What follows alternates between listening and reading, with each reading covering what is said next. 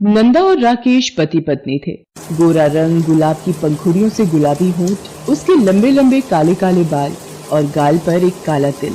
एक बार जो उसे देखता तो देखता ही रह जाता। दिवाकर सक्सेना की पार्टी में भी सभी की नजर उसी पर थी। दिवाकर सक्सेना शहर के जाने माने आदमी थे। उनकी कई फैक्ट्रियां थी और राजनीतिक गलियारों में भी उनकी अच्छी खासी पैठ थी।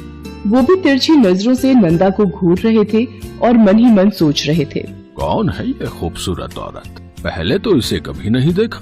वो ये सोच ही रहे थे कि उनका दोस्त धीरज खेतान राकेश को लेकर उसके पास आया। आए दिवाकर, इससे मिल। राकेश नाम है इसका, बहुत ही मेहनती बंदा है ये। Hello sir. Hello hello. Diwakar Rakesh से अनमने ढंग से मिल रहा था क्योंकि उसकी नजर नंदा पर ही थी। उसे ऐसा करते देख धीरज ने उससे कहा, अरे कहाँ ध्यान है तुम्हारा? अब क्या मतलब कहाँ ध्यान है? अरे मैंने पार्टी दी है तो मुझे तो सब पर नजर रखनी पड़ेगी ना कि सारे अरेंजमेंट सही हैं या नहीं। ओए, दिवाकर की पार्टी हो और अरेंजमेंट सही ना हो? तू भी क्या बात करता है यार।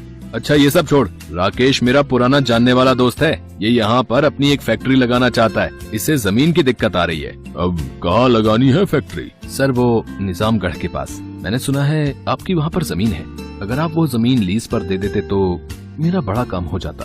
अरे नहीं नहीं, हम उस जमीन पर अपना ही कुछ शुरू करने वाले हैं। I am sorry Rakesh. वो ये बातें कर ही रहे थे कि नंदा राकेश के पास आई और उसे एक साइड में ले जाकर बड़े ही स्टाइल में कहा, राकेश मेरा मन यहाँ बिल्कुल नहीं लग रहा है। एक भी जान पहचान के लोग नहीं है।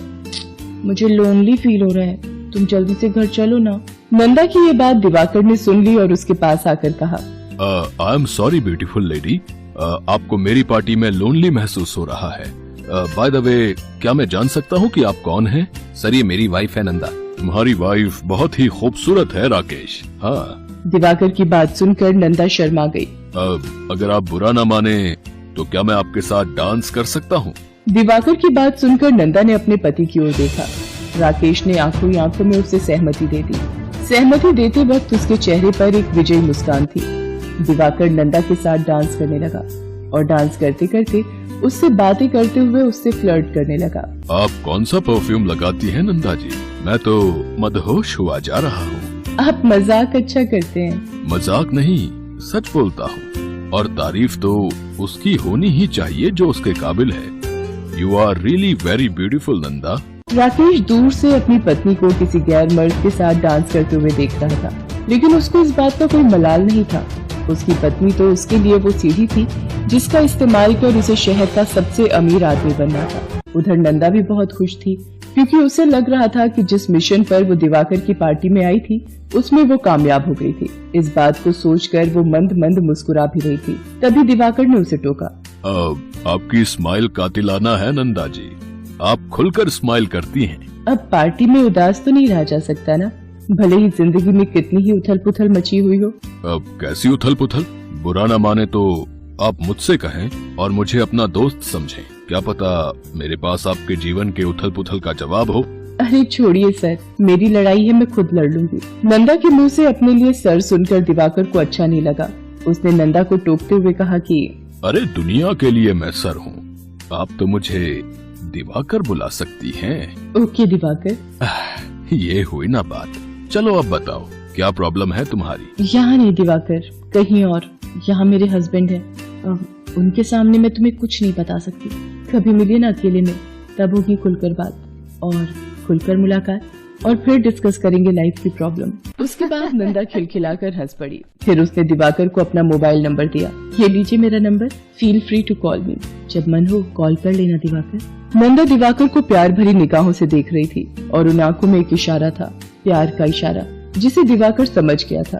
कुछ देर और पार्टी में रहने के बाद नंदा अपने पति राकेश के साथ घर चली गई। वो तो चली गई लेकिन दिवाकर उसके ख्यालों में खो गया। हालांकि दिवाकर शादीशुदा था लेकिन फिर भी वो नंदा के लिए सारी सीमाएं तोड़ने के लिए तैयार था। 2 दिन बाद की बात है, रात का समय था। दिवाकर को नींद नहीं आ रही थी। वो नंदा के ख्यालों में ही खोया हुआ था। क्या करूं, नंदा को कॉल करूं या ना करूं? कहीं उसका हस्बैंड उसके साथ हुआ तो। लेकिन उसका दिल नहीं माना और रात के 12 बजे उसने नंदा को कॉल कर दिया। हाय नंदा, सो गई थी क्या? यार तुम भी ना अजीब हो। मुझे पागल बना दिया और खुद 2 दिन से कोई कॉल नहीं। क्या करूं दिवाकर, वो थोड़ा बिजी थी मैं। कल मिल सकती हो क्या? हाँ बिल्कुल, मेरे घर पर आ जाओ। घर पर? और वो तुम्हारा पति? वो 2 दिन के लिए कहीं बाहर जा रहा है। मतलब 2 दिन है हमारे पास खुलकर जीने के लिए, एक दूसरे को समझने के लिए। नंदा ने फोन रख दिया और दिवाकर उसी के ख्यालों में खो गया। दूसरी ओर नंदा और उसका पति राकेश एक दूसरे को देखकर मुस्कुरा रहे थे। फंस गई मछली जाल में। लगता तो है फंस गई है। अब तुम तैयारी करो अपनी नई फैक्ट्री खोलने के लिए। क्या कहा था इसने, वो जमीन लीज पर नहीं देगा।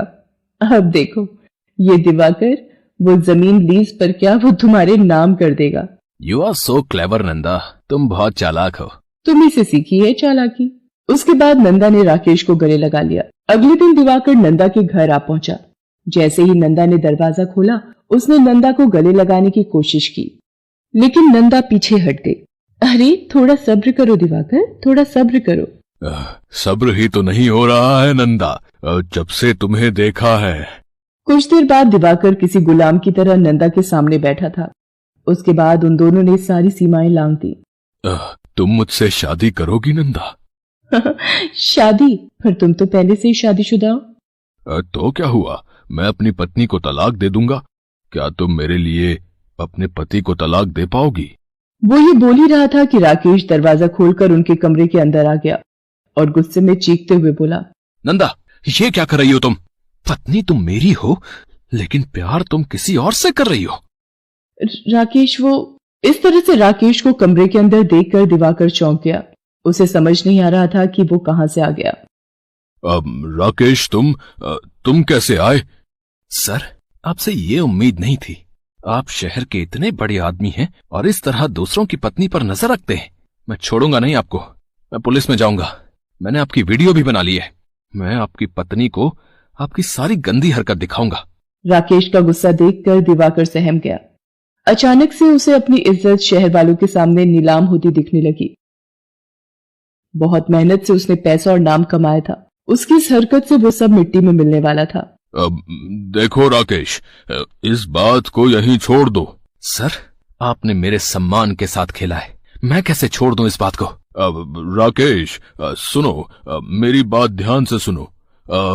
तुम्हें वो जमीन चाहिए थी ना लीज पर, वो तुम ले लो। मैं कल सारे पेपर बनवाता हूँ। सर आप मुझे खरीदने की कोशिश कर रहे हैं, लेकिन मैं बिकाऊ नहीं हूँ। राकेश ठीक है, मैं वो जमीन लीज पर नहीं देता।